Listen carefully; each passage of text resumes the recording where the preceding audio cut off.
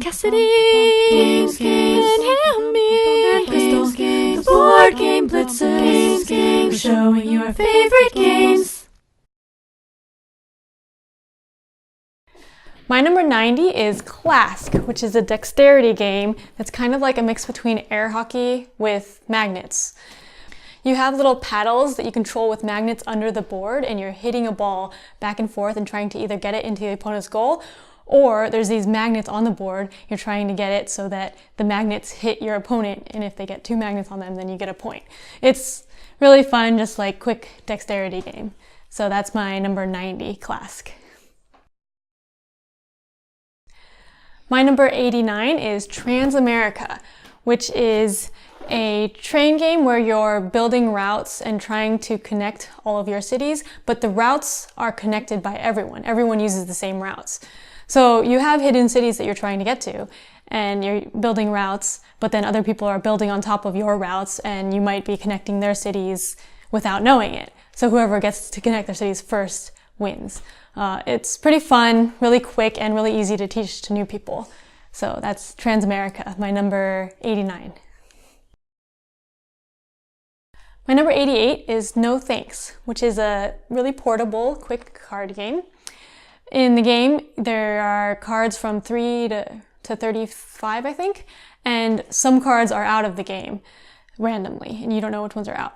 So on your turn, you have chips, and you're either putting a chip on the middle card not to take it, or taking the card and all the chips on it. The chips are worth -1 points, and the cards are worth the points on the card, and you want the lowest score possible. But if you have a straight of cards that's unbroken, only the lowest card counts. So if you have 16, 17, 18, then you only get 16 points instead of 16 plus 17 plus 18.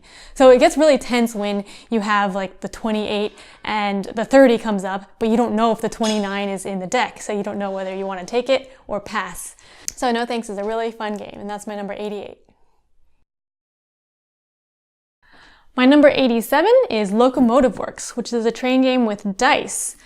So in this game, you're building factories to build trains, and you're paying money to get these new trains and new technologies. But each time a new technology comes out, the old ones get obsoleted.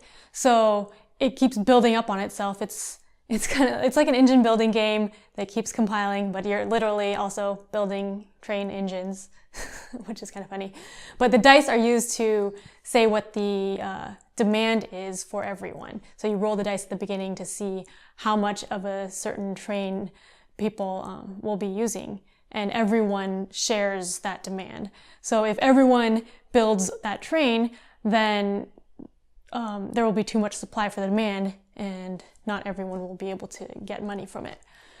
But yeah, it's a really fun engine building game and train game, and that's Locomotive Works, my number 87. My number 86 is 4X, which is a currency trading economic game. So 4X is the foreign exchange market. Basically, you're trading currencies between different currencies like USD to Japanese yen, and you're trying to come out ahead by making contracts for getting the good value of the currencies. All the player actions determine whether the values of the currencies go up or down in the game. So you can kind of predict if a currency is going to be better or worse later on, but you're not necessarily sure. We actually play with the house rule, where one of the actions, when you resolve a contract, we make it so that you can make a contract too, because I think the exciting part of the game for us is like in making the contracts for different currencies and trying to come out ahead from trading currencies. So that's 4X, my number 86. My number 85 is Millennium Blades, which is a card game that's about a collectible card game. So in the game, you're collecting cards in booster packs, buying them with stacks of paper money, and each booster pack is represented by 1 card in the game. But you're getting different packs and deck building and building collections, all the different aspects of having a trading card game. And then there's a tournament mode where you have a deck that you built up and then do different combos and try to score the most points in the tournament. And it can also do different combos against the other people's decks. I think it's really fun because there's different rounds of the tournament and people change their decks dramatically between each tournament, and there's different combos that you can do, and there's a lot of cards in the game. So that's Millennium Blades, my number 85. My number 84 is Cheeky Monkey, which comes in this monkey thing, but there's also another version that comes in a box. But in Cheeky Monkey, it's a press your luck game. There's chips in this bag, and each chip is a different animal. There's like 10 monkeys, 9 dogs, all the way down to 3 elephants. And you're trying to draw as many as you can, but if you draw 2 of the same animal, you have to put it back in the bag, and you lose your turn. But you keep everything that you got from previous turns, except for if you draw an animal that's on the top of someone else's stack, you get that too. So there's a lot of deciding whether you want to draw or not. And also, if you draw a monkey, you can trade it with the top of someone's stack, and then you can draw another monkey and then take their monkey back. So it's a fun, silly game, and I also like playing it with kids because they can say what the different animals are and count the different animals, so that's fun. My number 83 is Paperback, which is a card game where you're building a deck out of letters. So you have a hand of cards that each card is a letter or a combination of letters, and you're trying to make a word out of those letters. So once you make the word, then each card has money on it, and you can use that money to buy new cards to put into your deck. So you're building up new cards and eventually trying to go for points. But I think it's really fun because it's fun to try to make the words, and even if you're not great at making words, you can still usually make something, and there's vowels in the middle that you use. And other people can also help you make words if you're stuck, and they get bonus points for that. But yeah, Paperback is my number 83.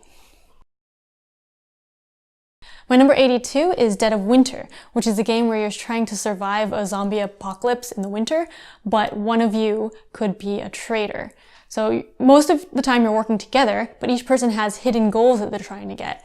And you're collecting food and supplies and trying to fend off the zombies, but each person has their own hidden objective that if they don't finish that, then they won't individually win the game. And so it seems like everyone could be the traitor because there's also a traitor who wants everyone to die. And it gets very tense. There are also a lot of different characters that you can play as, and they have different powers, like Sparky the dog doesn't turn into a zombie, so he's cool. I have a lot of fun playing Dead of Winter with my friends and trying to survive and being all sneaky with hoarding the things that you need to hoard for your hidden objective. And that's why Dead of Winter is my number 82.